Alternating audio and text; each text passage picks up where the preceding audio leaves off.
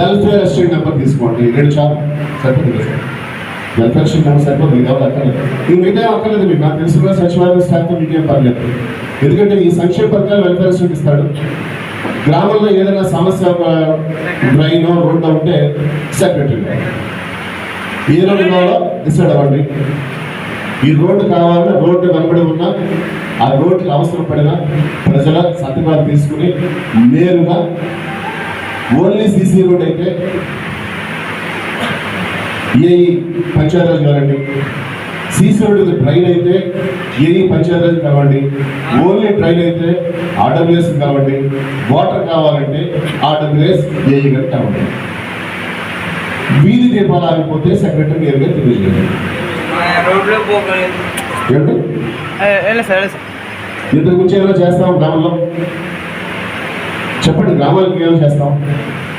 అదే సార్ మీరే చెప్పాలి. ఇంకేమైనా సమస్య ఉంటే చెప్పండి. గ్రామానికి రోడ్డు చెప్పాను సార్, సీసీ